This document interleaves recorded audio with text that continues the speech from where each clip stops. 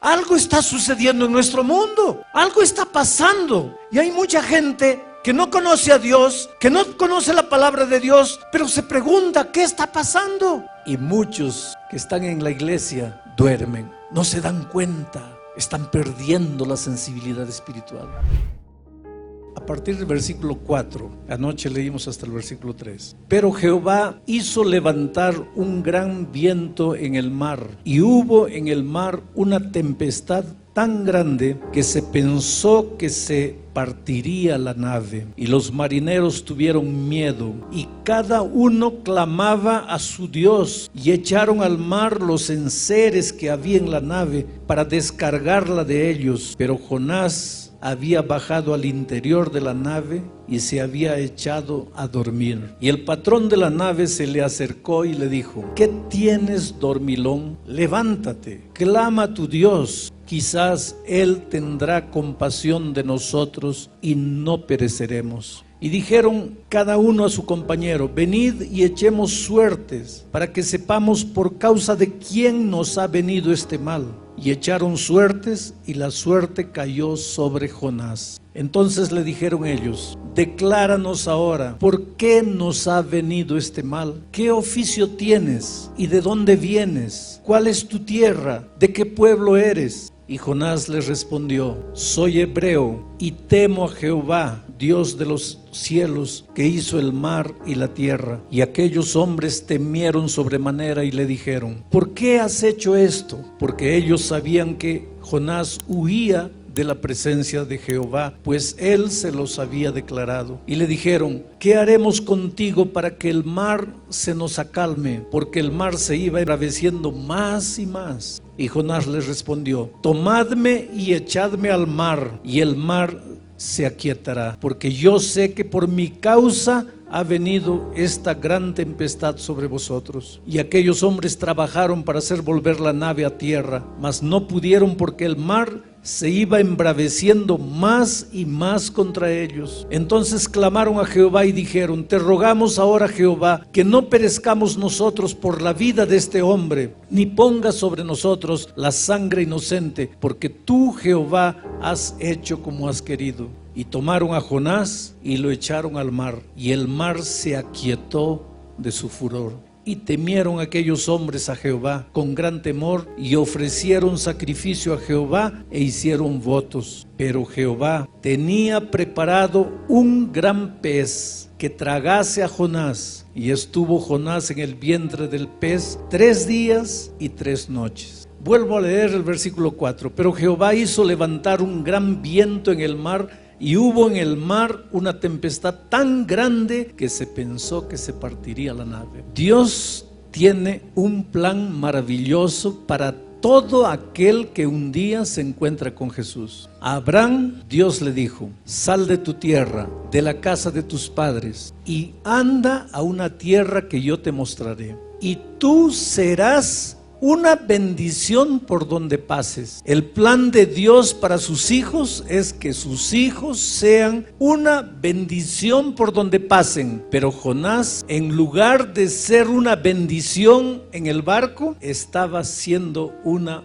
maldición. ¡Qué tragedia! Un hombre llamado para ser bendición se había vuelto en una maldición. Por donde tú vas, eres una bendición. Como padre, eres una bendición. Como esposo, como esposa, como hijo, eres una bendición. Como empleado, eres una bendición. Como patrón, eres una bendición. Es interesante. Yo tengo un hijo abogado. Él se casó hace unos 5 años atrás, y el día de las bodas conocí a otros 2 socios de él en un estudio jurídico que ellos tienen en Brasilia. Y yo los veía a esos 2 socios, también abogados famosos allá, medio dislocados, porque no había bebida, no había cigarro, no había baile, no era el ambiente de ellos. Y dejé todo y me fui a la mesa de ellos para hacer sala, ¿no? Para conversar un poco, para que ellos no se sintiesen fuera del ambiente. Y es impresionante lo que ellos me dijeron. Yo les dije, mire, yo les agradezco a ustedes por el apoyo que ustedes le dan a mi hijo. Y uno de ellos me dijo, mire, nosotros no le damos ningún apoyo. Él es un buen profesional, pero una cosa, nosotros dos tenemos una gratitud profunda por él, porque él tiene algo que nosotros no tenemos. Él tiene fe, él cree. Y cuando a veces nosotros tenemos un caso casi perdido, cuando parece que ya no vamos a lograr nada, lo primero que hacemos es entrar a la sala de él, no para pedirle ideas con relación al trabajo, sino para pedirle que él haga una oración por nosotros, porque hay momentos en que solo Dios puede resolver algunos problemas. Bueno, eso es lo que Dios quiere para ti, que por donde tú vayas seas una bendición. Tú eres la luz, dijo Dios. Vosotros sois la luz del mundo, dijo Jesús. Ya escuchaste hablar de la leyenda del rayito de luz. El rayito de luz quería conocer a las tinieblas. Y un día fue a la mamá y le dijo, mamita, quiero conocer a las tinieblas. ¿Dónde puedo encontrar a la oscuridad? La mamá le dijo, mira, anda a ese cuarto.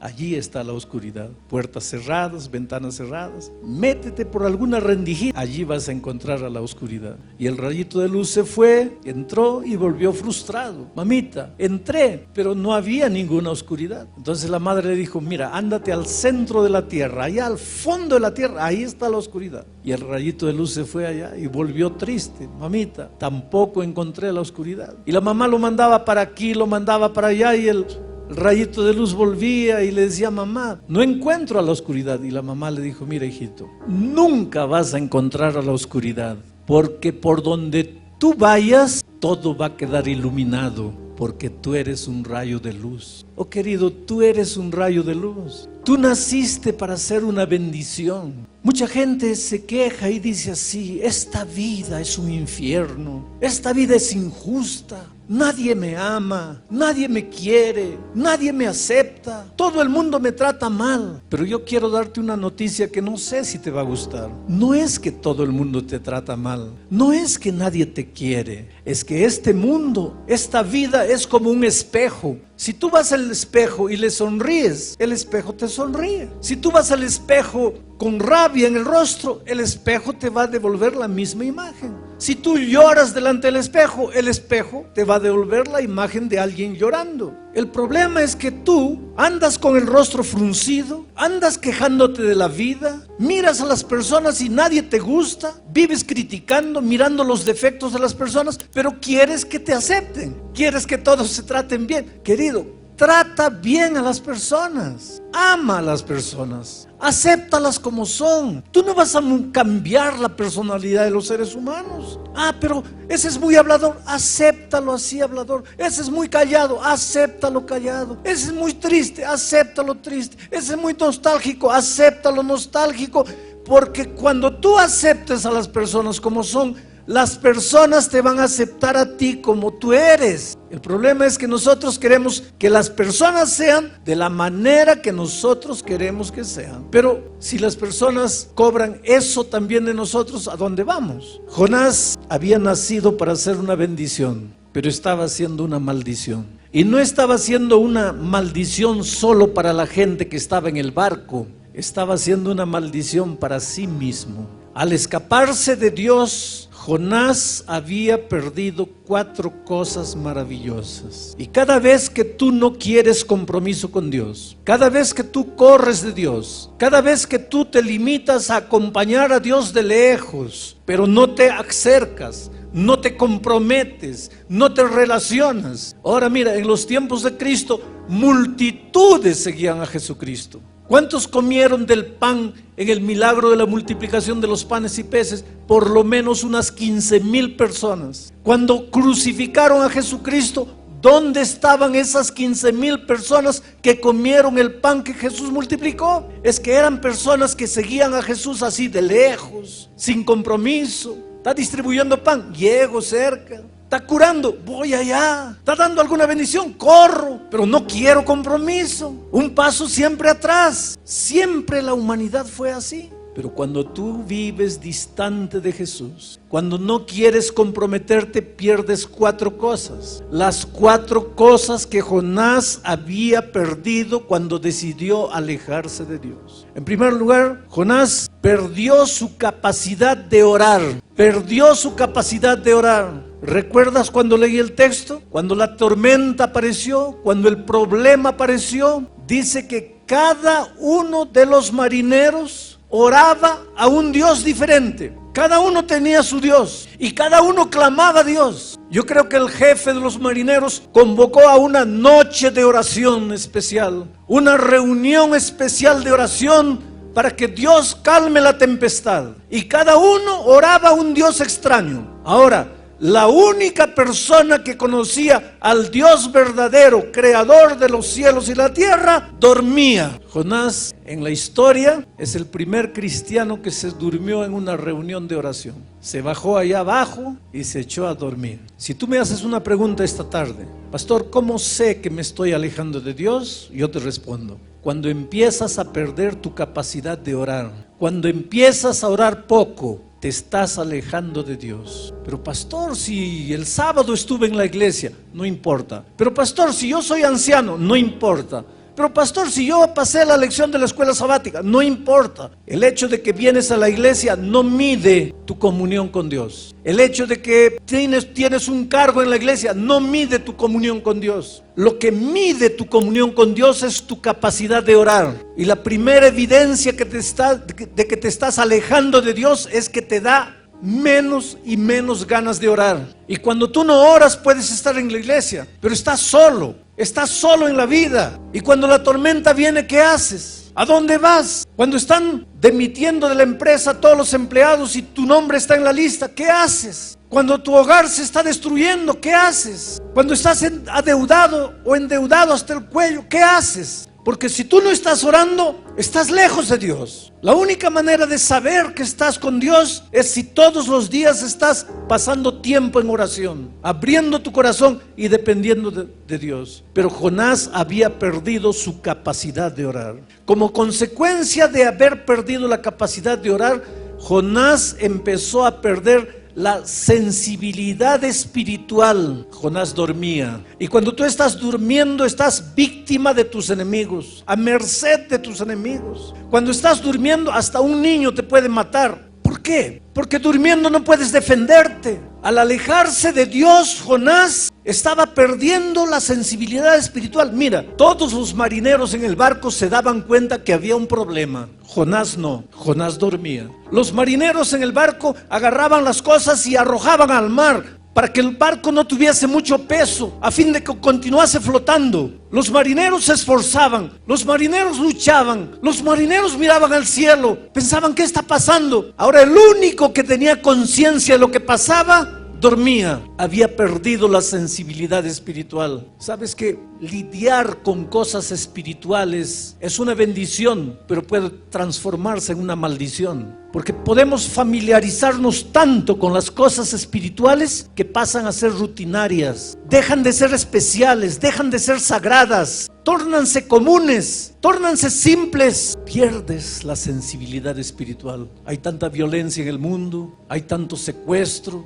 explosionan las torres, hay guerra, hay terremoto, hay tsunami. ¿Cuándo escuchaste hablar de tsunami? A no ser de estos últimos años. 10 años atrás, ¿sabías lo que era tsunami? Hoy día, ¿alguien no sabe lo que es tsunami? Todo el mundo. Quiere decir, algo está sucediendo en nuestro mundo. Algo está pasando. Y hay mucha gente que no conoce a Dios, que no conoce la palabra de Dios, pero se pregunta, ¿qué está pasando? Y muchos que están en la iglesia duermen, no se dan cuenta. Están perdiendo la sensibilidad espiritual. Al perder su capacidad de orar, Jonás pierde su sensibilidad espiritual. Y al perder la sensibilidad espiritual, Jonás pierde su capacidad de oír la voz de Dios. Se endurece, se adormece y duerme. Y querido, ay de ti y de mí si un día perdemos la capacidad de escuchar la voz de Dios. ¿Cómo Dios habla a tu corazón? A través de la conciencia, que saca sus conclusiones de la palabra de Dios. Pero cuando Dios te habla y no le escuchas, te sigue hablando y no le escuchas,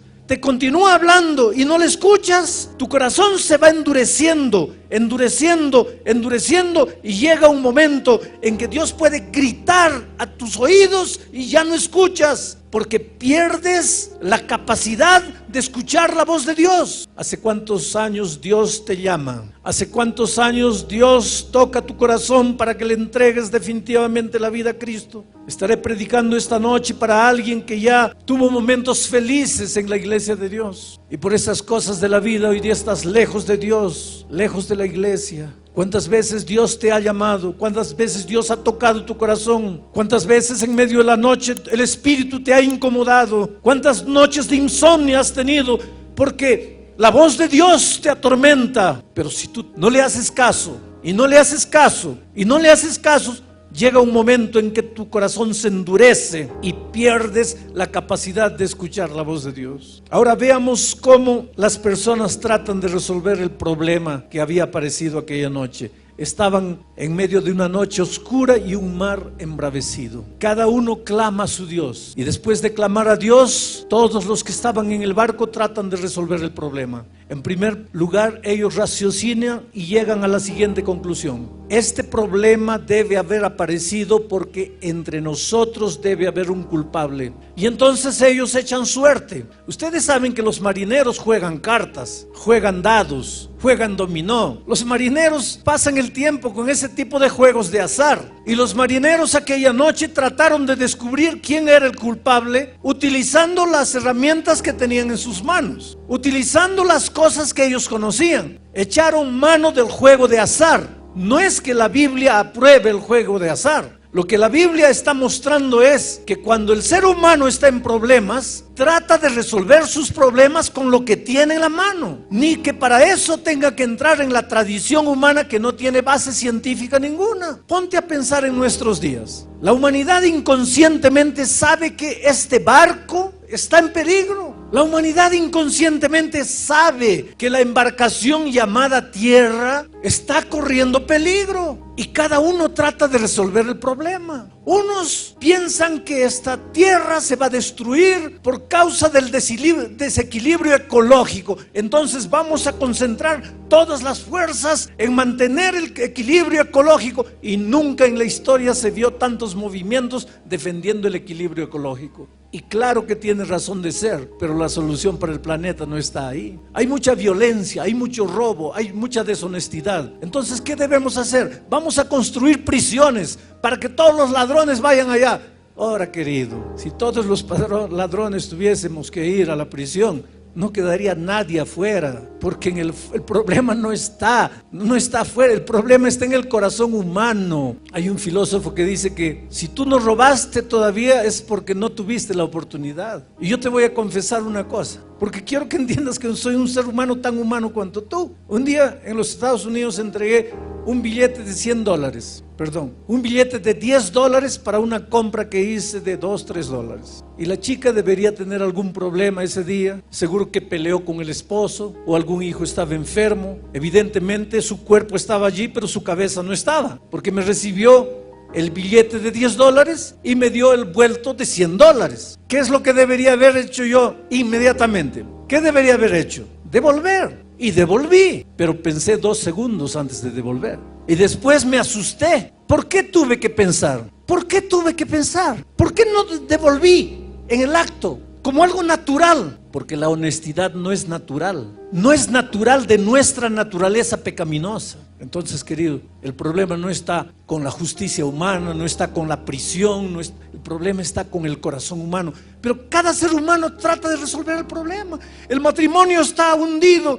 Vamos a intentar esto, vamos a intentar aquello, vamos por este camino. A veces entra en el terreno de la depravación, queriendo salvar el matrimonio. El problema no está allí. El ser humano, mira, hay gente que no sale de casa sin mirar el horóscopo para ver si este es mi día de suerte o no, si hoy día me va bien, me va mal. Ponte a pensar un poquito, ¿qué tiene que ver el astro que está allá millones de años luz con tu vida aquí? Oh, querido, piensa un poco. Me tropecé porque mi horóscopo decía que me iba a tropezar. ¿Qué tiene que ver ese astro con el hecho que no miraste la piedra que estaba delante de tu camino? Pero el ser humano, cuando está en problemas, trata de correr de un lado para otro para resolver el problema. Y es lo que los marineros hicieron aquella noche. Lo que estaba en las manos eran las cartas y comenzaron a echar suerte. Y te digo una cosa, cuando los seres humanos son sinceros y aunque no estén en el camino correcto, porque no conocen otra verdad, Dios puede manifestarse a ellos. Y fue lo que sucedió aquella noche, porque la suerte cayó a Jonás. Y ahora los marineros fueron a Jonás y le preguntaron: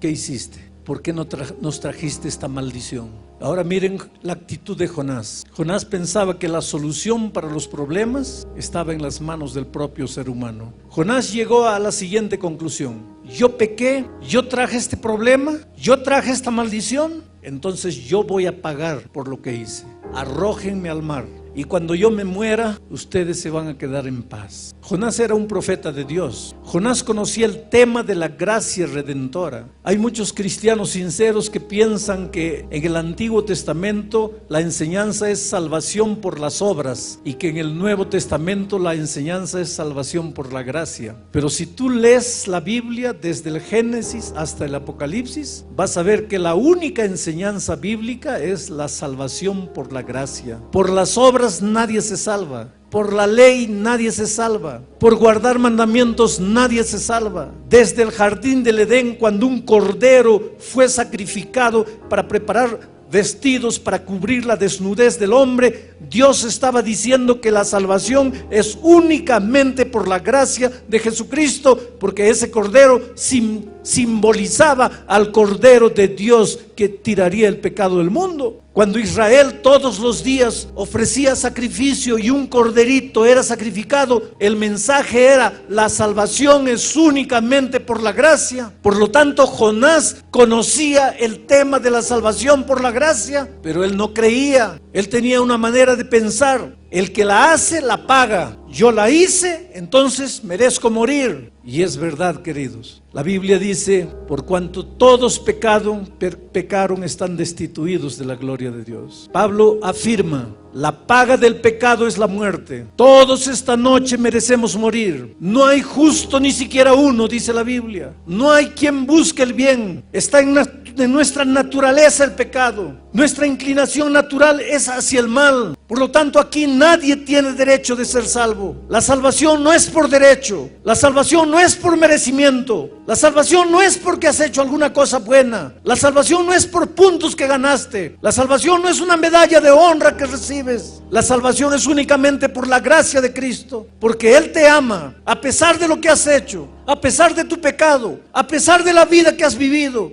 a pesar de que creas o no creas. Dios te ama y quiere salvarte. Pero Jonás no entendía eso. Por ejemplo, cuando Jonás decidió escaparse de la presencia de Dios, fue porque Dios le dijo: levántate, ve a Nínive y profetiza. Y Jonás, más adelante vamos a ver eso, le dice a Dios: yo hubiera ido a Nínive a profetizar si yo hubiera sabido que tú los ibas a destruir. Pero Dios, yo te conozco y yo sé que si yo predicaba en Nínive, los ninivitas se iban a arrepentir y tú los ibas a perdonar. Y en mi opinión, esa gente no merece perdón. Por lo tanto, yo me escapé. Yo no fui a Nínive porque tú no ibas a cumplir con tu palabra. Y ahora, cuando Jonás le dijo a los marineros: arrójenme al mar, y los marineros lo arrojaron al mar, yo imagino la escena. Déjenme imaginar Jonás dando vuelta en el agua antes de hundirse, las ondas como un remolino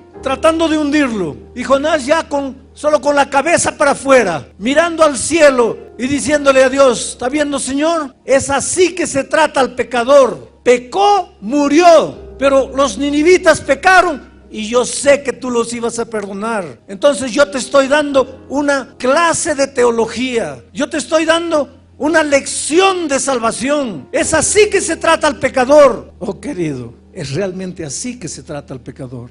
Pero no es así que Dios trata al pecador. Porque si Dios te tratase como tú mereces, ¿dónde estarías tú? Si Dios me tratase a mí como yo merezco, ¿dónde estaría yo? Los marineros clamaron a Dios antes de arrojar a Jonás y le dijeron: Señor, no queremos morir por causa de la vida de un inocente.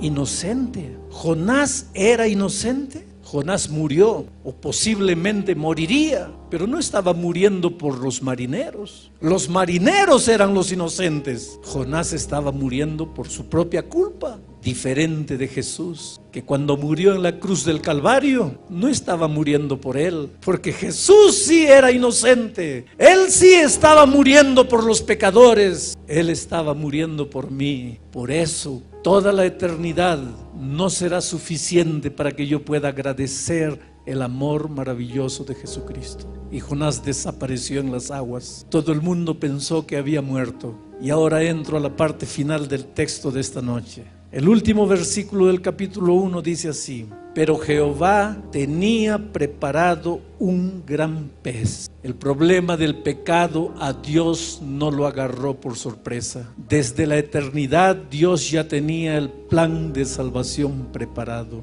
Dios había preparado un gran pez. Ese pez recibiría a Jonás, lo sacaría de las profundidades del mar, lo llevaría a la playa y lo dejaría salvo allí. Tú y yo somos Jonás. Por nuestros pensamientos, por nuestros sentimientos, por nuestras actitudes, nosotros merecemos el fondo del mar, el fondo del pecado, el fondo de la muerte. Pero así como Dios tenía preparado un gran pez para salvar a Jonás, en el maravilloso plan de salvación, Dios tenía preparado una cruz, y en esa cruz murió Jesucristo. Esta noche estaba en el camarín y hay una señora llamada Verónica que todas las noches cuando llego me recibe en el camarín con todo cariño. Tiene un agua caliente, trata de hacer mi estada en el camarín lo más confortable. Esta noche le pregunté: ¿quién eres tú? Y ella me dijo: pastor, hace muchos años, 9 años atrás, cuando mi hijo mayor tenía apenas 6 años, 7 años, mi esposo se fue con otra mujer. Nunca más lo vi, me dejó con 3 hijos, sola para criar 3 hijos. Y un día tuve ganas de morir. Quise quitarme la vida, estaba en el fondo del pozo, estaba destruida, la vida no tenía sentido. Y Dios me extendió la mano y me sacó del fondo del pozo. Y hoy día mis hijos ya empiezan a crecer. Mi hijo mayor ya tiene 16 años y yo estoy aquí amando a Jesús con todo mi corazón, tratando de servir a Dios y de hacer lo mejor para Él. No importa quién eres tú ni cómo tú vives, no importa el drama que vives, no importa si por errores personales hoy día te sientes en el fondo del mar, desempleado, sueños destruidos, matrimonio destruido, sin hijos, sin padre. Yo te digo, Dios tiene preparado un plan de salvación para ti. Dios te extiende la mano, pero Él no puede hacer nada por ti si tú no quieres. Si esta palabra tocó tu corazón, no te detengas aquí. Sigue escuchando lo que Dios tiene para ti.